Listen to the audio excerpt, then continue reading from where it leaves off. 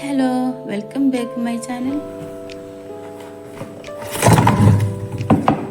ഇന്ന് നിങ്ങളുമായിട്ട് ഷെയർ ചെയ്യാൻ പോകുന്നത് ഒരു കോഴിമുട്ട ഉപ്പേരിയുടെ റെസിപ്പിയാണ്. പുട്ടിൻ്റെ കൂടെയും പൊറാട്ടൻ്റെ കൂടെയും ദോശൻ്റെ കൂടെയും ചോറിൻ്റെ കൂടെയും അങ്ങനെ എന്തിൻ്റെ കൂടെ വേണമെങ്കിലും കഴിക്കാവുന്ന ഒരു ഐറ്റമാണ് കേട്ടോ. ഉണ്ടാക്കാനായിട്ട് വളരെ സിമ്പിളാണ്. ടേസ്റ്റ് ആണെങ്കിലോ സൂപ്പറാണ് കേട്ടോ. അപ്പം ഇതാ ഉള്ളിൻ്റെ തോലൊക്കെ പൊളിച്ച് കഴിഞ്ഞിട്ടോ ഞാൻ എടുത്തത് 4 സവാളാണ് കേട്ടോ. അപ്പോൾ ഇതാ സവാള മൊത്തം ഞാൻ കഴുകി വൃത്തിയാക്കിയ ശേഷം ഇതാ ഇതുപോലെ ഇങ്ങോട്ട് വെട്ടി അരിഞ്ഞെടുത്തോളൂ കേട്ടോ.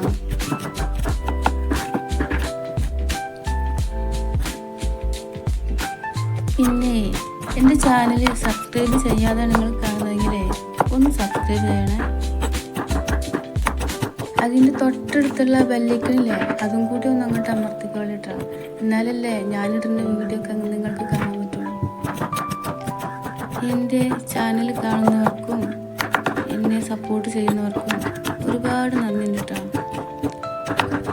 അപ്പോൾ ഇതാ ഉള്ളൊക്കെ വെട്ടി അരിഞ്ഞ് കഴിഞ്ഞിട്ടോ.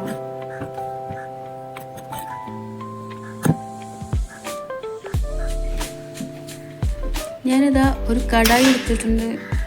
സ്റ്റൗ ഓണാക്കി കടായി ചൂടായതിന് ശേഷം ഇതാ ഓയിൽ ഒഴിച്ചു കൊടുക്കണം. വെളിച്ചെണ്ണ കേട്ടോ ഒഴിച്ചു കൊടുക്കണത്. ചൂടായ എണ്ണയിലേക്ക് ഇതാ സവാള ഇട്ട് കൊടുത്തു.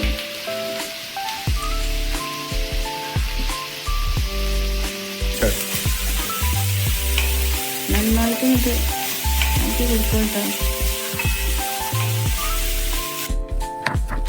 ഈ സമയത്ത് നമ്മൾ ഇതിലേക്ക് പച്ചമുളക് ചേർത്ത് കൊടുക്കണം കേട്ടോ. അതിന് ഞാൻ 5 പച്ചമുളകാണ് എടുത്തത്. നിങ്ങൾക്ക് എരിവിന് ആവശ്യമുള്ള പച്ചമുളക് നിങ്ങൾ എടുത്തോളൂ കേട്ടോ. ഞാൻ 5 എടുത്തു. എന്നിട്ട് നന്നായിട്ട് ഇങ്ങോട്ട് വഴറ്റി കൊടുക്കണേ.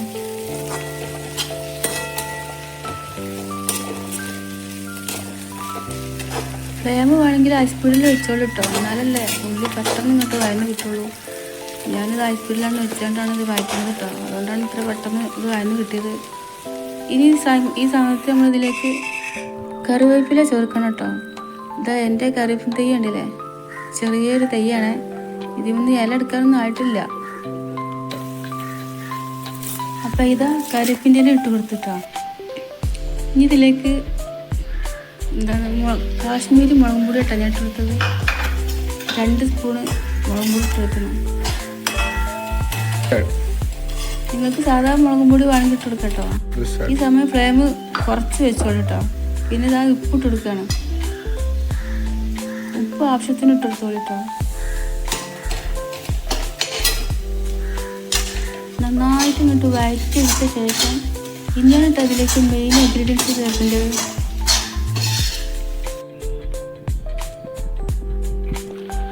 ഇതാ ഞാൻ 3 കോഴിമുട്ട ഇതിലേക്ക് പൊട്ടിച്ച് വെച്ചിട്ടോ. അത് നന്നായിട്ട് ഇങ്ങോട്ട് അടി പിടിക്കാതെ നന്നായിട്ട് ഇങ്ങോട്ട് മിക്സ് ചെയ്തിട്ടോ കേട്ടോ.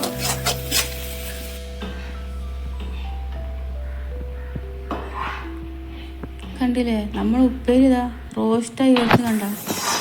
നന്നായിട്ട് ഇങ്ങോട്ട് സാവധാനം ഇളക്കി എടുത്തോളൂ കേട്ടോ. അഞ്ചിട്ടാ നോക്കിക്കിട്ടാ അടിയില്ല ഇതുപോലെ ഉണ്ടാക്കിക്കിട്ടാ.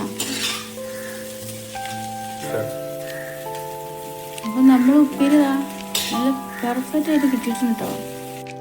അപ്പം ഇത്രേ ഉള്ളൂ കേട്ടോ നമ്മളെ വീഡിയോ. എല്ലാവരും ഉണ്ടാക്കി നോക്കണം. നല്ല ടേസ്റ്റാണ് കേട്ടോ.